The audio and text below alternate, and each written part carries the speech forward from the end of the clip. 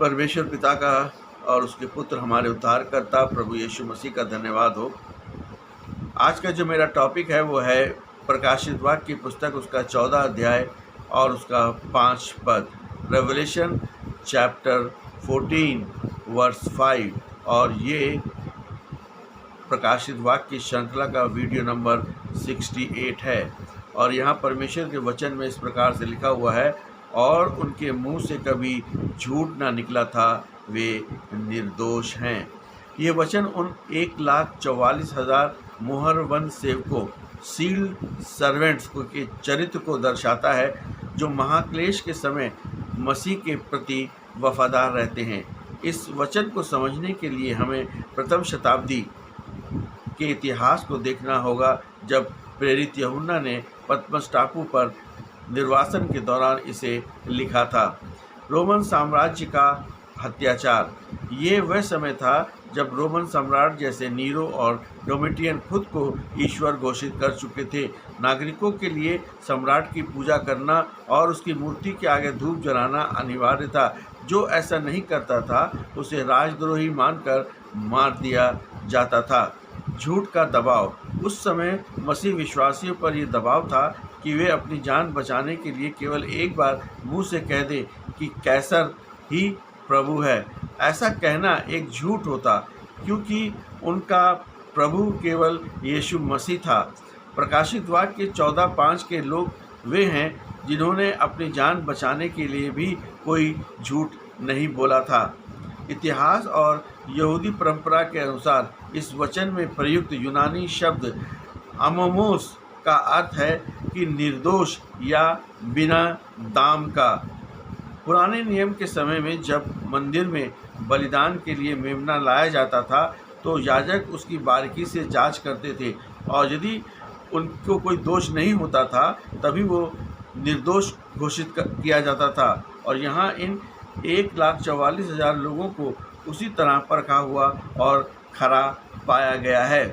उनके मुंह से कभी झूठ ना निकला था। नो गिल्ट और कोई भी डिसीट उनके जीवन में नहीं था। आत्मिक रूप से इसका मतलब ये नहीं है कि उन्होंने जीवन में कभी कोई सामान्य गलती नहीं की। इसका अर्थ ये है कि विरोधी एंटी क्राइस्ट के धोखे और पाखंड के युग में भी उन्होंने सत्य को नहीं छोड़ा। जब पूरी दुनिया मसीह के विरोधी के झूठ और चमत्कारों के पीछे भाग रही थी, तब ये लोग मसीह के सुसमाचार यानी कि गॉस्पेल पर अडिग थे। आत्मिक व्यभिचार से मुक्ति, बाइबल में झूठ का अर्थ मूर्ति पूजा और झूठे धर्मी को अपनाना भी है। इनके मुंह में झूठ ना होने का मतलब है कि इन्होंने किसी झूठे संप्रदाय या शैतानी व्यवस्था के सामने घुटने नहीं टेके। उन्होंने मसीह का इनकार नहीं किया। वे निर्दोष हैं। They are blameless without fault. मेमने के लहू द्वारा शुद्धि, कोई भी मनुष्य अपने कर्मों से निर्दोष नहीं हो सकता। प्रकाशित वाक्य 7:14 के अनुसार ये वो लोग हैं जिन्होंने अपने अपने वस्त्र मेमने के लहू में धोकर श्वेत किए हैं। उनकी निर्दोषता उनके अहंकार से नहीं, बल्कि यीशु मसीह के अनुग्रह और उनके बलिदान के कारण है। परमेश्वर के सिंहासन के सामने एक बड़ी स्वीकृति उनको मिली। वे संसार की नज़रों में अपराधी या विद्रोही हो सकते हैं, क्योंकि उन्होंने संसार के नियमों को नहीं माना, लेकिन परमेश्वर के सिंहासन के सामने वे पूरी तरह निर्दोष और स्वीकार्य ठहराए गए हैं। इस वचन की मुख्य विशेषताएं और शिक्षाएं ये हैं कि निष्कपट चरित्र का मतलब है कि पाखंड से दूर रहना और जो भीतर है वही बाहर दिखाना। यूहन्ना 1:47 में यीशु ने नतनएल के बारे में कहा कि उसमें कोई कपट नहीं है। मसीह का अनुकरण का अर्थ है मेमना।